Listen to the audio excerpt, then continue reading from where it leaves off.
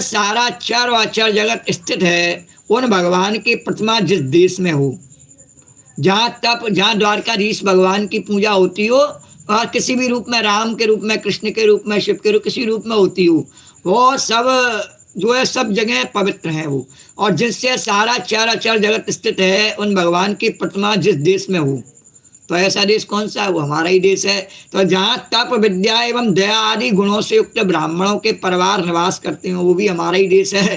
तथा जहाँ जहाँ भगवान की पूजा होती हो और पुराणों में प्रसिद्ध गंगा यमुना आदि नदियाँ हो, वो भी हमारा ही देश है। और वे सभी स्थान परम कल्याणकारी हैं, जिनमें प्रमुख कौन कौन से हैं? पुष्कर आदि सरोवर, सिद्ध पुरुषों के द्वारा सेवित क्षेत्र, कुरुक्षेत्र, गया, प्रयाग, पुलाश्रम यानी सालग्राम क्षेत्र, नैमिषारण्य, फाल्गुन क्षेत्र, सेतुबंध, प्रभास, द्वारका, काशी, मथुरा, पंपासर, बिंदु सरोवर, बद्रिकाश्रम, अलकनंदा, भगवान सीताराम जी के आश्रम, अयोध्या, चित्रकूट आदि, महेंद्र और मलय आदि समस्त कुल पर्वत, और जहाँ जहाँ भगवान के अर्चावतार हैं, वे सब के सब देश अत्यंत पवित्र हैं। कल्याणकारी पुरुष को बार बार इन देशों का सेवन करना चाहिए। इन स्थानों पर जो पुण्य कर्म किए जाते हैं, मनुष्यों को उनका 1000 गुना फल मिलता है। ऐसा क्यों कहा गया है? ऐसा इसलिए कहा गया है जिससे हम अपनी संस्कृति से, अपने महापुरुषों से, उनके कार्यों से जुड़े रहें, और जैसे उन्होंने जीवन जिए हैं उसका अपने ऊपर अध्यास करके और उनके आचरणों को स्वयं धारण करके अपने जीवन को भी ऐसा मंगलमय बनावें। इसलिए इन यात्राओं का और इन स्थानों में जा करके और शुभ कर्म करने का विधान बताया गया है। बोलो द्वारकाधीश भगवान की जय।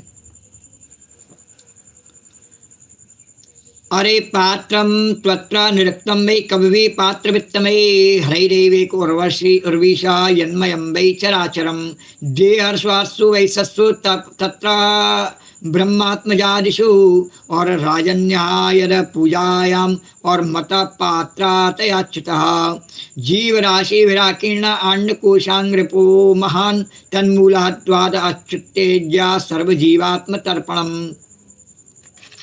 पुराण्येन सृष्टानि नृते यर्ग ऋषि देवता और श्वेते जीवेन रूपेण पुरेशो पुरुषो अस्मै और तेष्वेषु भगवान राजन तारतम्येन वर्तते तस्मात् पात्रं हि पुरुषो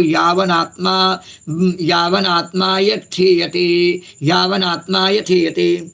युधिष्ठिर, पात्र निर्णय के प्रसंग में पात्र के गुणों को जानने वाले विवेकी पुरुषों ने एकमात्र भगवान को ही सत्पात्र बताया है, और यह चराचर जगत उन्हीं का स्वरूप है।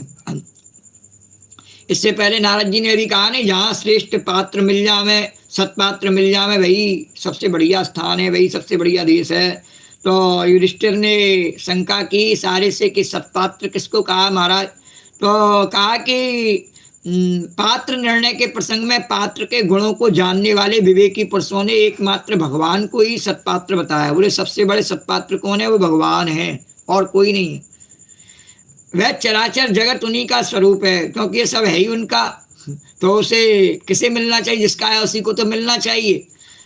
अभी तुम्हारे ऐसी यज्ञ की बात है, अभी जो युधिष्ठिर के यहाँ पर जो यज्ञ हुआ, तो देवता, ऋषि, सिद्ध और सनकारियों के रहने पर भी अग्र पूजा के लिए भगवान श्री कृष्ण को ही पात्र समझा गया। उसमें अग्र पूजा किसकी हुई? भगवान श्री कृष्ण की हुई।